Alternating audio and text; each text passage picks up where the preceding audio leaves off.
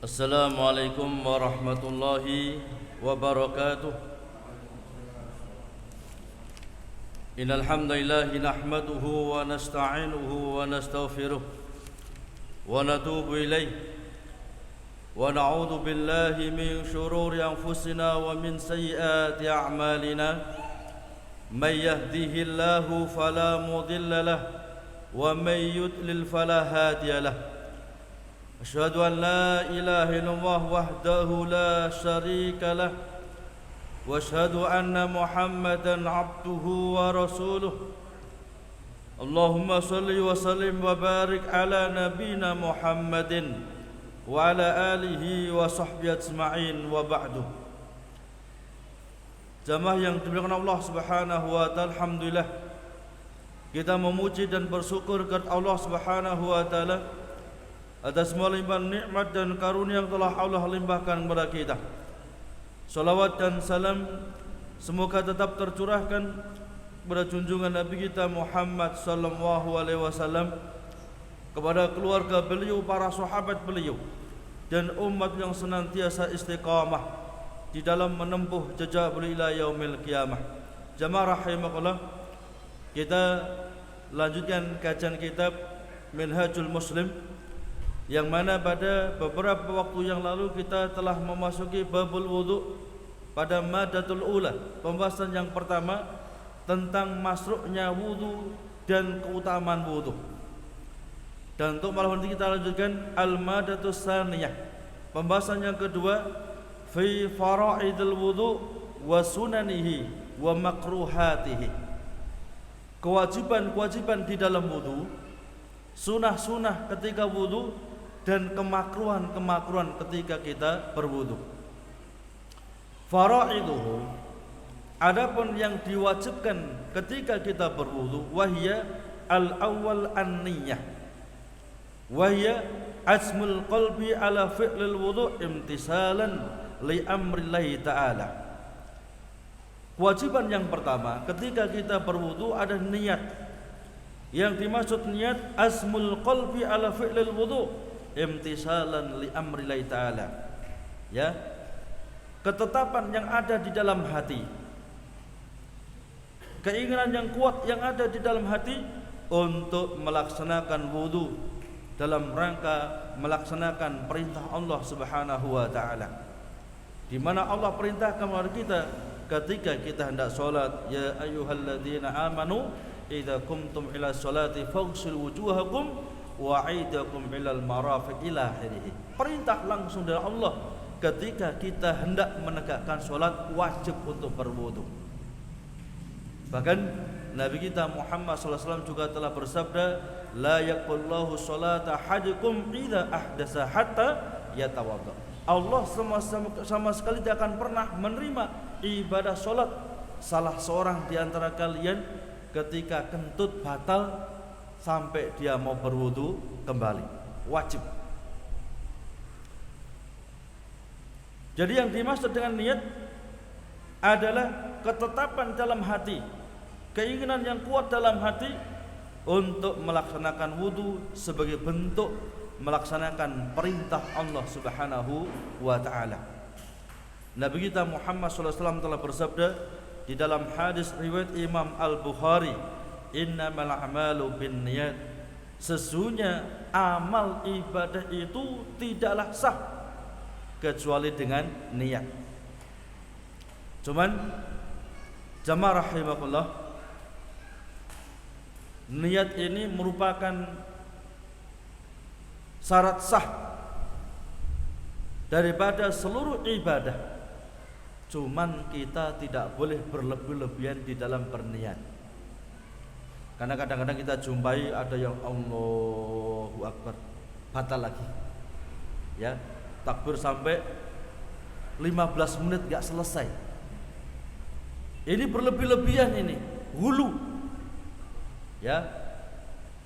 Iyakum wal ghuluwa, hati-hati kalian dari perbuatan hulu.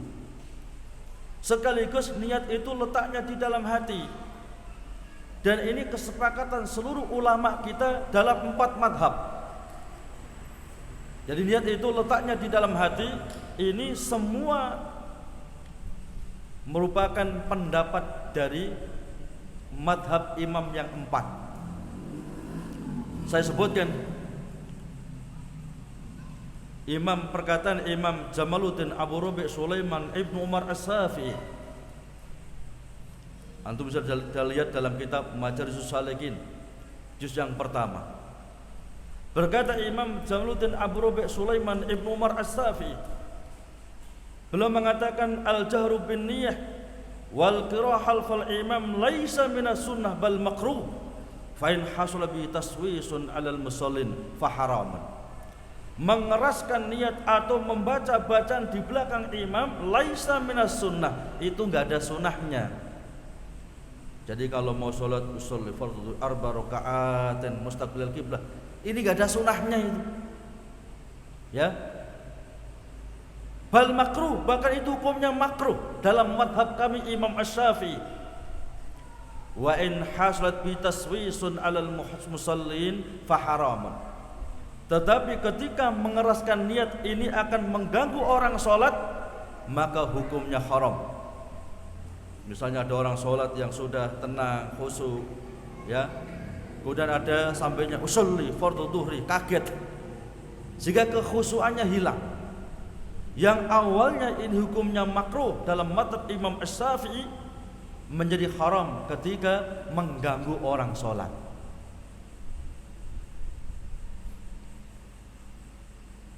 Jadi dalam masalah niat ini seluruh ulama kita telah sepakat letaknya di dalam hati. Bahkan kalau ada orang mengatakan, ya, melafadzkan niatnya, cuman hatinya lalai, ini pun nggak dianggap niat.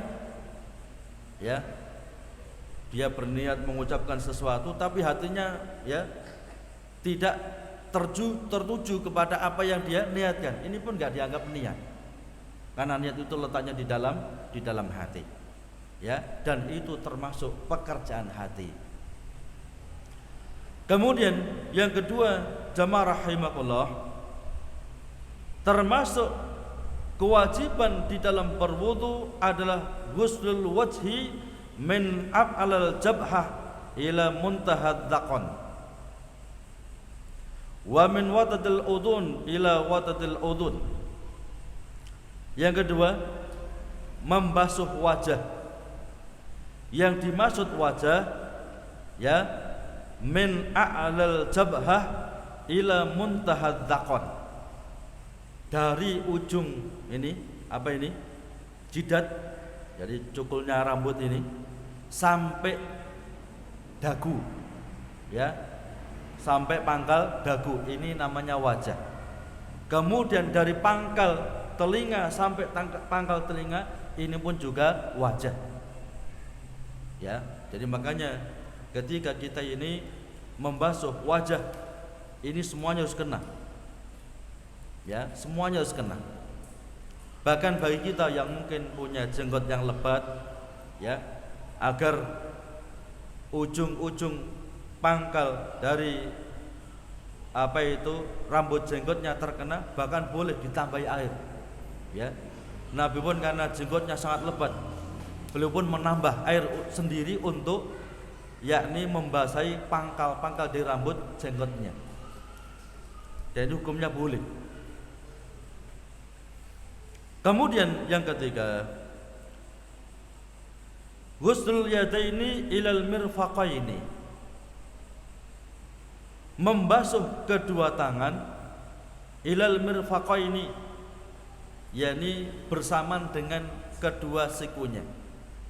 Jadi ila ini bukan bermakna intihak, bukan, tetapi maknanya ma'al mirfaqaini. Artinya mirfaq ini, siku ini harus kena. Kalau diartikan intihak berarti hanya sampai sini, ini siku gak kena. Tapi ini maknanya artinya siku harus kena. Allah Subhanahu wa taala telah berfirman, ya ayyuhalladzina amanu idza qumtum ila sholati faghsilu wujuhakum wa aydakum ilal marafiq. Ya,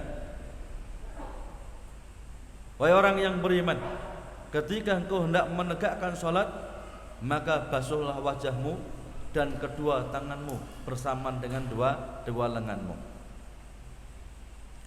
Kemudian kewajiban yang keempat, ketika kita berwudu adalah masfur ra'si minal jabhah ilal qafa,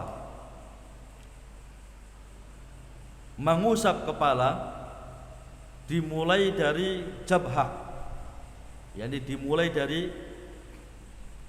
pangkal, ya, awal rambut tumbuh ini, pangkalnya jidat, sampai kepada qafa, tengkuk, yang prakteknya telah diajarkan oleh Nabi kita Muhammad sallallahu alaihi wasallam, bada'a min muqaddami ra'sihi thumma dhaba bihi ila qafahu thumma raddahu ilal makan ladzi bada minhu.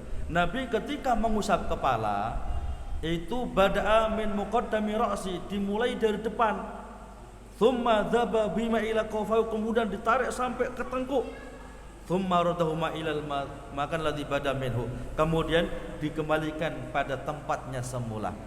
Jadi dari depan tarik ke belakang sampai tengkuk, kemudian dikembalikan ke depan, baru kedua telinga. Ini praktek yang diajarkan Nabi kita Muhammad sallallahu alaihi wasallam. Maka enggak perlu kias-kias ataupun mentafsirkan ayat sesuai dengan lughah ataupun dengan penafsiran kita sendiri. Ketika Allah Subhanahu wa taala telah berfirman, wamsahu biru'usikum wa arjulakum ilal ka'baini, maka usaplah, ya, kepalamu. Sebagian, ya, saudara kita, bi ini diartikan dengan bi litab'id, artinya sebagian. Seperti saya mengatakan takallamtu bi asatidil furqan, saya telah berbincang-bincang dengan para ustadz pondok pesantren Al-Furqan misalnya. Ustadznya mungkin 100 sekian, padahal saya hanya ngomong dengan orang 10 misalnya. Bi di sini tufidul litab'id, memberikan faidah litab'id, sebagian.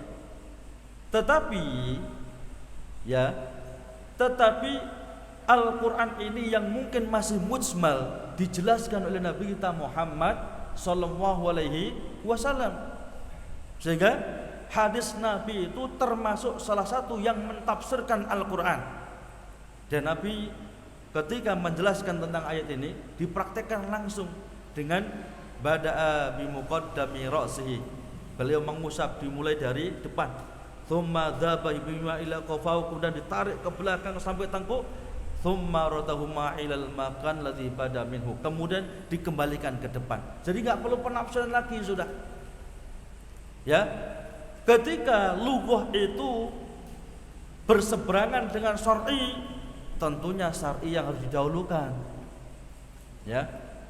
Jadi ketika penjelasan syar'i itu berseberangan dengan penjelasan lughah, maka penjelasan syar'i yang harus dikedepankan, bukan lughahnya. Ya. Dan penjelasan Nabi kita Muhammad SAW ini dengan praktek langsung ini nggak bisa, ya, ditakwil-takwilkan kepada yang lainnya. Sehingga ada sebagian saudara kita demikian, ya. Ini kata Imam Ahmad Ibn Hanbal dan imam-imam yang lain, wudu semuanya nggak sah. Ya, wudu yang hanya semacam ini nggak sah. Kecuali, ya, kecuali ketika kita dalam keadaan safar, dalam keadaan yang sangat-sangat dingin, maka di situ dikasih dispensasi. Ya, karena Nabi pun juga pernah itu, ketika dalam waktu perang, dalam keadaan yang sangat-sangat dingin, ketika Nabi mengusap kepala, maka surban Nabi ditarik ke belakang, tinggal kelihatan jambulnya. Maka air dikasih, yakni diusapkan kepada jambul, diteruskan di atas surbannya. Bukan hanya jambul toh, tapi diteruskan di atas surbannya. Maka seorang wanita yang mungkin tempat wudu terbuka, kalau dibuka jilbabnya ini akan terbuka auratnya, maka boleh, ya, dibuka sedikit, ditarik sedikit, dikasih jambulnya, sisanya di atas jilbabnya. Ini ketika dalam keadaan darurat. Ya. Karena kaidahnya ad-darurah tubihul mahdurah biqadri ma tahtaju darurah. Jadi darurat itu membolehkan sesuatu yang awalnya dilarang, tetapi sebatas kebutuhan. Lah kalau kita di rumah gini-gini, mana daruratnya? Gak ada itu. Makanya benar kata Imam Taqiyuddin dalam kitabnya, ya, dalam kitab beliau mengatakan, dan sezukyanya mempraktekkan dengan seperti yang dipraktekkan Nabi, dimulai di depan sampai tengkuk, kemudian dikembalikan lagi, kemudian baru dua telinga. Kata beliau, ini sesuai dengan sunnah Nabi, wa khurujan anil khilaf, ya, supaya kita keluar dari perbedaan pendapat di kalangan para ulama. Sebagian ulama kita termasuk Imam As-Syafi'i dan juga Imam Abu Hanifah membolehkan kalau gini boleh. Tapi banyak ulama yang lainnya termasuk Imam Ahmad, ulama-ulama ahli hadis, mereka mengatakan ini enggak sah wudu semacam itu. Jadi kata beliau, ya, dalam kitabnya Kifayatul Akhyar, maka sezukyanya wudu semacam ini sesuai dengan hadis Nabi ini, sekaligus untuk supaya kita terhindarkan dari perselisihan di kalangan para ulama tentang sah dan tidaknya. Kemudian kewajiban yang kelima, ghuslul rijlaini ilal ka'baini. Kalau tadi kepala mengusap, ya, masaha, ini yang penting diusap, karena semuanya atau seperempatnya atau sepertiganya atau separuhnya, sing penting sudah diusap, selesai sudah.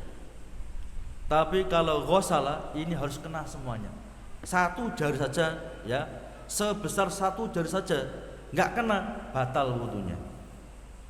Bedanya masaha dengan ghusala. Yang kelima, ghuslul rijlaini ilal ka'baini, membasuh kedua kaki bersamaan dengan dua mata kakinya. Artinya dua mata kaki harus terkena. Di mana Allah Subhanahu wa taala telah berfirman, wamsahu biru'usikum wa arjulakum ilal ka'bain. Maka usaplah kepalamu dan basuhlah kedua kakimu bersamaan dengan dua mata kaki. Kemudian kewajiban yang keenam, at-tartibu bainal a'dha al-maghsulah bi ayyaghsilal wajhal awwalan thumma al-yadaini thumma yamhu ra'sa ila akhirih. Yang keenam, kewajiban yang keenam dalam wudu ada at-tartib, berurutan. Artinya dimulai dari pertama, kedua, ketiga, keempat, kelima, demikian. Enggak boleh dibolak-balik, ya. Tangan dulu baru wajah, enggak boleh. Wajah selesai baru kedua tangan, kedua tangan selesai baru mengusap kepala, selesai baru membasuh kedua kaki. Bagaimana kalau dibolak-balik? Maka hukumnya batal. Misalnya cuci kedua kakinya dulu, setelah itu baru mengusap kepala, baru kemudian membasuh kedua tangannya, baru, ya, membasuh wajahnya, maka batal. Wajib tartib, ya, dalam wudu wajib tartib. Adapun dalam tayamum, ya, kata Imam As-Sun'ani, dalam tayamum ini enggak wajib tartib. Jadi dalam tayamum ini enggak wajib tartib, karena hadis-hadisnya semuanya sahih, ya, mendahulukan wajah kemudian baru telapak tangannya. Ada yang mendahulukan telapak tangan kemudian wajahnya. Hanya saja kalau kita melihat sabda Nabi kita Muhammad SAW, ya, dalam hadis riwayat Imam Muslim dalam Kitabul Haji, antum bisa lihat dalam hadis riwayat Imam Muslim dalam Kitabul Haji, Nabi kita Muhammad SAW telah bersabda, ibda'u bima bada'allahu bihi, ya, inna safa wal marwata min sa'airillah. Mulailah dari mana Allah memulai.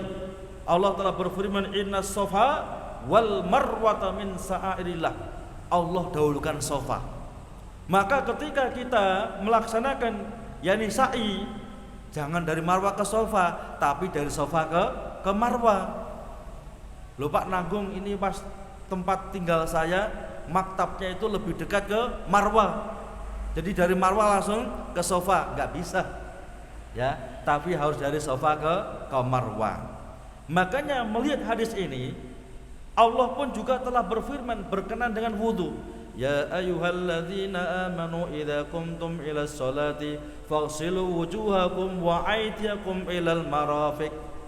Wahai orang-orang yang beriman, kalau kalian hendak menegakkan sholat maka basuh wajahmu. Allah dahulukan wajah. Kemudian basuhlah kedua tanganmu bersamaan dengan dua sikum. Artinya Allah mendahulukan wajah sebelum dua lengan tangannya, dua tangannya. Maka dari sini ketika kita tayamum pun juga mendahulukan wajah sebelum kedua telapak tangan. Bisa paham maksud saya? Kemudian yang ketujuh, merupakan kewajiban atas kita ketika kita berwudu. Yang ketujuh, al-muwalatu awil faur, wa huwa amalul wudu fi waqtin wahid bila fasilin minaz zaman. Itqadul ibadah ba'da suru' fiha manhiyun anhu. Yang ketujuh yang wajib untuk kita laksanakan ketika kita berwudu adalah al-muwalah, berkesinambungan. Artinya enggak boleh ya setelah wudu sampai tangan ada tamu, nemuin tamu dulu 1 jam baru dilanjutkan kepala, enggak bisa ini. Bahkan sampai kering semuanya, enggak boleh. Ya. Adapun fasil ya, pemisah yang tidak terlalu lama, mungkin begitu sampai tangan airnya habis misalnya. Ya. Kemudian baru ambil air dulu dilanjutkan, maka hukumnya boleh. Yang enggak boleh itu ketika dipisahkan dalam waktu yang lama. Seperti tadi, ya, setelah kedua tangannya dibasuh, ternyata ada tamu. Assalamualaikum, ditemani dulu setengah jam. Ya, dilanjutkan mengusap kepala, ini enggak boleh. Maka dia harus memulai dari awal lagi. Adapun hanya ya dikasih jeda waktu yang sedikit sebentar karena ada keperluan, karena memang betul-betul mendesak seperti airnya habis ya, atau mungkin yang lainnya, maka hukumnya boleh. Tanbihun, tambahan peringatan, ya'udu ba'du ahlil ilmi adalka min fara'idil wudu wa ba'duhum ya'udu min sunanihi.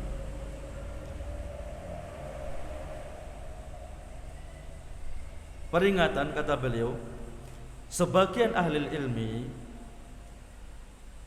menjadikan adalku ini menggosok ya, ini merupakan salah satu kewajiban dari kewajiban wudu. Dan sebagian yang lain mengatakan hukumnya sunnah. Yang pasti hukumnya wajib atau hukumnya sunnah ini melihat situasi dan kondisinya. Andai saja mungkin tangannya karena lurus halus lagi, air begitu melancur ke air semuanya langsung merata, maka hukumnya sunnah untuk adalku. Tapi kalau mungkin tangannya bengkok-bengkok karena habis patah berkali-kali ya, jatuh dari pohon patah-patah, kalau enggak digosok enggak mungkin merata, maka hukumnya wajib. Ya. Jadi adalku ini dilihat situasi dan kondisinya. Kalau memang ya begitu keran dibuka ya, tangan disiapkan untuk menerima air dari keran, seketika langsung bisa merata, maka adalku hukumnya sunnah. Ya, menggosok-gosok gini hukumnya sunnah. Tapi kalau mungkin tangannya ada yang bengkong-bengkong, kan ada tangan yang bengkong kan, sini bengkong, sana bengkong, karena habis patah. Ya, Kalau nggak digosok, ini air tidak akan mungkin bisa merata, maka hukumnya wajib. Ya. Karena kaidahnya ma la yatimul wajib illa bihi fahuwa wajib. Sesuatu yang wajib yang tidak sempurna, tidak bisa sempurna kecuali sesuatu yang lain ini, maka sesuatu yang lain hukumnya wajib pula. Kemudian poin yang kedua, sunanuha. Sunah-sunah wudu. Al-awwal at-tasmiyah bi ayyakula inda suru bismillah liqauli alaihi salatu wassalam la wudu'a liman lam yadhkur ismallah alaih. Sunah-sunah dalam wudu yang pertama adalah membaca bismillah. Ya. Di mana Nabi kita Muhammad SAW telah bersabda, tidak ada wudu bagi orang yang tidak menyebut nama Allah dengan ucapan bismillah. Apakah bismillah atau bismillahirrahmanirrahim? Ya. Di dalam yakni kitab sifat wudu Nabi kita Muhammad SAW disebutkan hadis yang sahih bahwasanya yang dibaca itu cukup bismillah. Ya. Jadi bismillah ini persis dengan sunnah Nabi kita Muhammad sallallahu alaihi wasallam. Ya. Jadi enggak perlu ditambahi bismillahirrahmanirrahim. Sebagaimana ketika kita selesai salam, assalamualaikum warahmatullah, assalamualaikum warahmatullah, zikirnya ya astaghfirullah, astaghfirullah, astaghfirullah. Enggak ditambahi astaghfirullahaladzim, astaghfirullahaladzim. Apa kalimatnya salah? Kalimatnya benar. Cuman yang dipraktekkan Nabi, yang diajarkan Nabi, astaghfirullah, astaghfirullah, astaghfirullah. Enggak perlu tambahi kita ini. Jadi ketika yang dipraktekkan Nabi enggak perlu ditambah-tambahi sudah. Itu yang paling sempurna. Ya, itu yang paling baik. Kalau yang lainnya itu lebih baik, tentunya langsung diajarkan Nabi kita Muhammad sallallahu alaihi wasallam. Sehingga ada yang pernah tanya kepada anak, bagaimana ketika kita ini sholat, ketika tahiyat, di situ membaca ya sholawat, kita tambahi Allahumma sholli ala sayyidina, tambahan sayyidina, boleh atau tidak? Maka saya jawab, kalau dalam sholat maka hukumnya tidak boleh. Karena dalam semua hadis gak ada tambahan sayyidina itu. Ya, padahal Nabi kita Muhammad SAW telah bersabda, "Shallu kama ra'aitumuni usolli." Tapi kalau dalam ceramah, dalam khutbah, ya, atau dalam kitabah tulisan, maka boleh. Allahumma sholli ala sayyidina wa habibina wa safina wa qurrati ayunina, silakan monggo. Tapi kalau dalam sholat, shallu kama ra'aitumuni usolli, ya, enggak perlu ditambah-tambahi. Cukup persis apa yang diajarkan Nabi kita Muhammad sallallahu alaihi wasallam. Jadi ketika kita ini memulai wudu, maka baca bismillah. Ini doa yang warid yang datang dari Nabi kita Muhammad sallallahu alaihi wasallam. Adapun nawaitu wudu'a li raf'il hadasil asghari ila akhiri, ini enggak ada hadisnya itu. Ya, salaf kita pun juga enggak pernah praktek semacam itu. Andai saja salaf kita praktek semacam itu, tentunya sahabat akan menukil kepada kita. Tapi enggak ada pernah nukilan sahabat ya, ketika mau wudu usolli, atau ketika mau sholat usolli, atau ketika mau wudu nawaitu wudu'a li raf'il hadasil asghari, enggak pernah ada itu.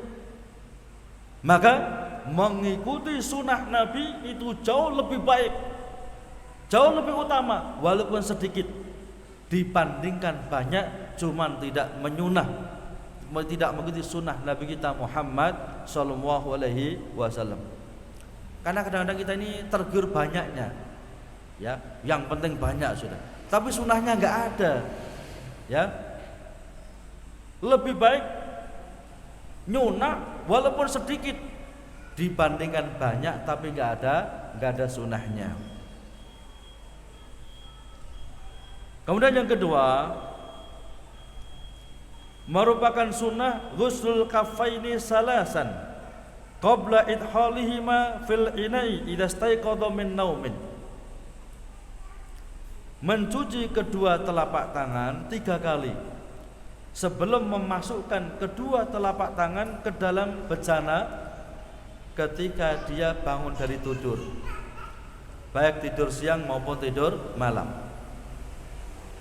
Di mana Nabi kita Muhammad SAW telah bersabda, "Idza staiqadha ahadukum min naumi fala yaghmis yadahu fil ina hatta yaghsila salasan fa innahu la yadri aina batat yaduhu." Apabila salah seorang di antara kalian bangun dari tidurnya, maka jangan segera untuk memasukkan kedua telapak tangannya ke dalam bejana. Ini ajaran Islam. Kita bangun tidur diperintahkan untuk cuci kedua telapak tangan kita. Jadi jauh-jauh hari sebelum ada corona ini, Nabi telah mengajarkan itu. Bangun tidur cuci tangan. Bangun tidur cuci tangan. Masya Allah. Ya. Jadi bukan karena ada corona ini baru diperintahkan semacam, enggak ada itu, ya. Bahkan ketika kita bangun tidur disunahkan untuk cuci kedua telapak tangan kita sebelum memasukkan kedua telapak tangan kita ke tempat bejana, tempat penyimpanan air. Mungkin jedingnya, mungkin baknya atau yang lainnya. Masya Allah. Bagaimana kalau tidak bangun tidur? Artinya dia ini tangannya sudah bersih, ya, dan tidak dari bangun tidur misalnya. Apakah juga disunahkan? Iya, termasuk sunnah dalam wudu adalah mencuci kedua telapak tangan. Maka beliau menambahkan, wa in lam yakun qad istaqtayqadha min naumin fala mani'a min ayut hilayatu fil ina wa yarfa biha al-ma' liyaghsila kaffaihi salasan sunnatal wudu.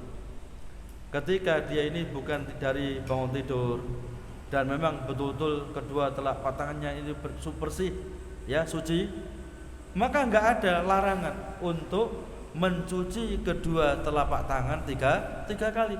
Bahkan itu sunnah dalam wudu. Ya, kita mulai wudu kan mulai dari mencuci kedua telapak tangan. Jadi andai saja bangun tidur cuci 3 kali, kemudian kita wudu cuci pun tiga kali pula, boleh ini. Berarti 6 kali, iya 6 kali boleh. Ya. Jamaah rahimakumullah. Ini kalau kita lanjutkan masih panjang ini. Ya. Mungkin ada 1-2 pertanyaan, saya persilakan.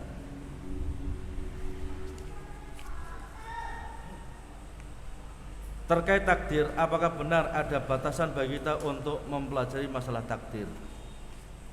Ya.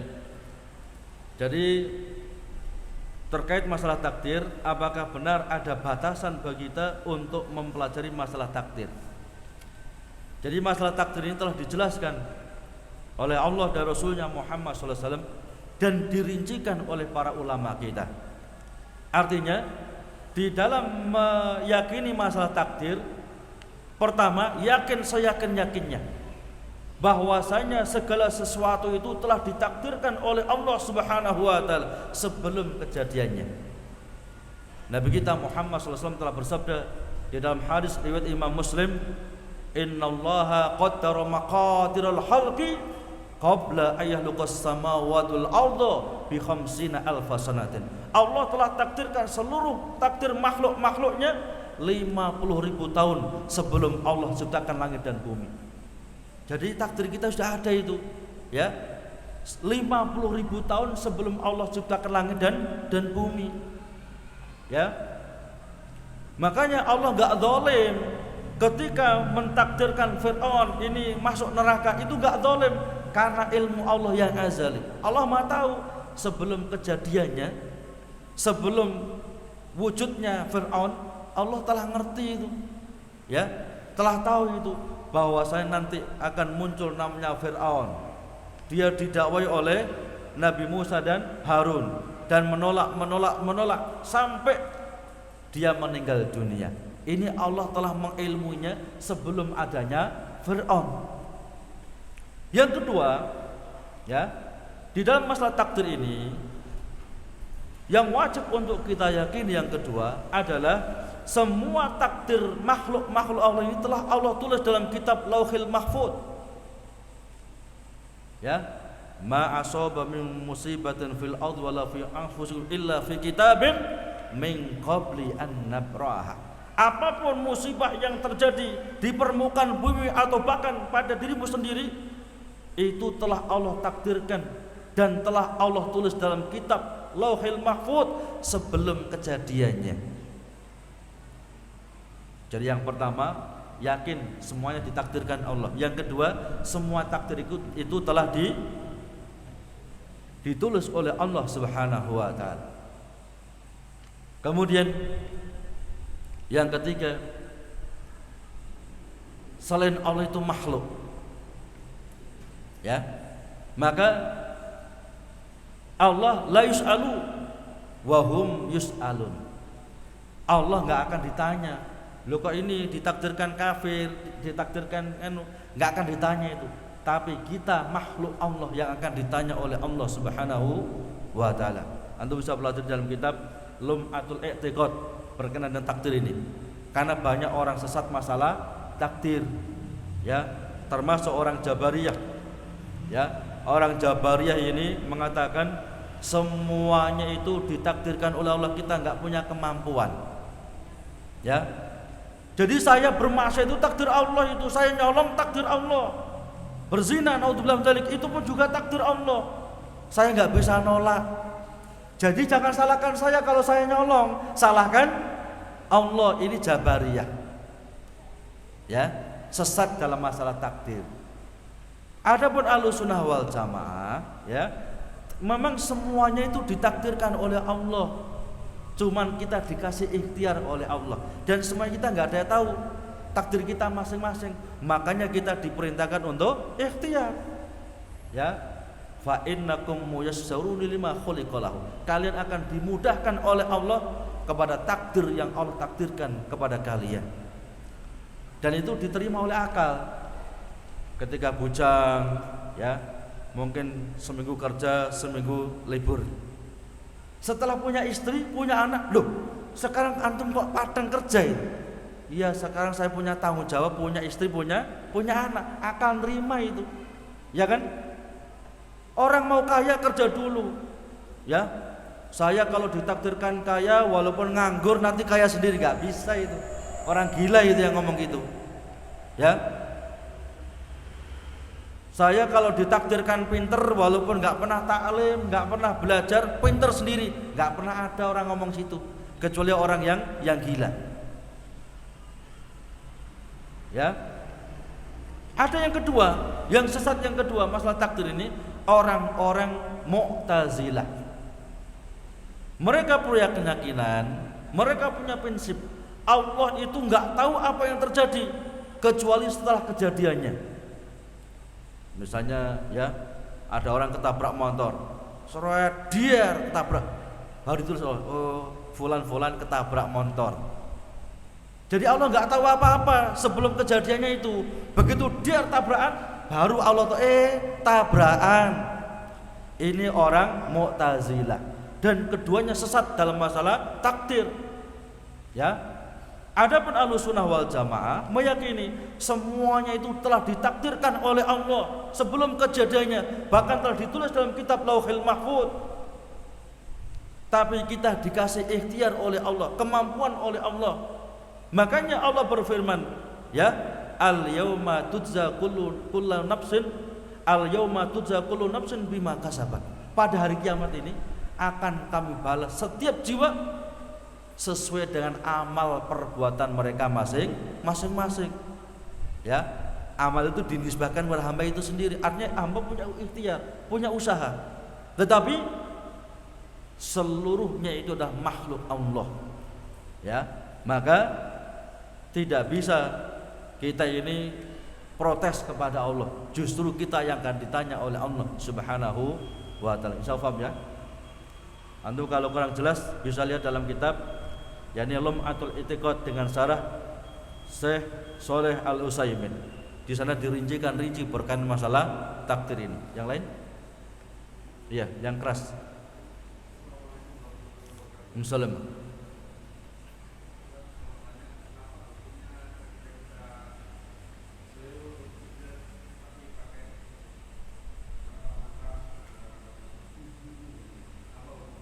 Ya. Ya.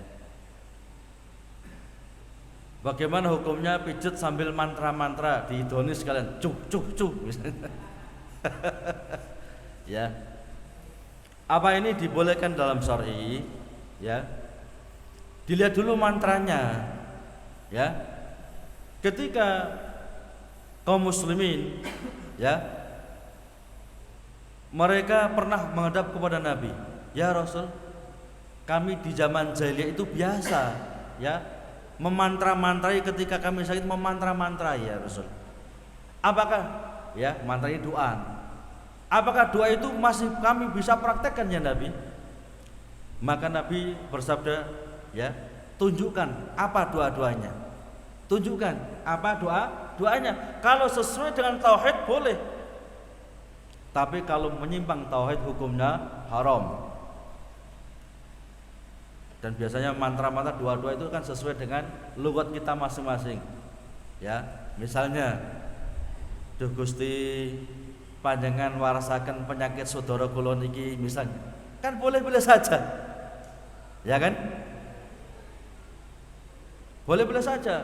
Yang enggak boleh itu kalau menyebut malaikat Jibril, Mikail, menyebut nama nabi-nabi atau menyebut orang yang telah mati yang lainnya. Ya. Ya, wahai wali fulan-fulan. Nah ini ya syirik. Ya. Tapi kalau menyebut nama Allah dengan lugat, dengan bahasa masing-masing, maka hukumnya boleh. Dalilnya tadi, tunjukkan dulu ya mantra-mantra kalian. Kalau sesuai dengan ajaran Islam silahkan, boleh. Ya, tapi kalau berseberangan dengan ajaran Islam maka tidak boleh. Ya tentunya ya mantra-mantra yang nyunah itu kan banyak. Ya kan, membaca Al-Fatihah 7 kali ya, mana yang sakit dipijeti boleh itu ya, atau mungkin dengan doa ya Allahumma rabban nas adhibil ba'sa wasfi anta safi la sifa illa sifa'uk sifaan la yughadiru saqama ya, ini kan boleh ya. Antum bisa lihat dalam kitab Minhajul Muslim berkaitan dengan yakni pengobatan ya yang dibolehkan ya. Yang lain nggak ada? Cukup ya. Jadi berkenan dengan sunah-sunah wudhu ini belum selesai. Insyaallah kita akan lanjutkan 2 pekan dari hari ini biidznillah. Kita tutup dengan doa kafaratul majlis. Subhanaka hamdika asyhadu an la ilaha illa anta astaghfiruka wa atubu ilaik. Assalamualaikum warahmatullahi wabarakatuh.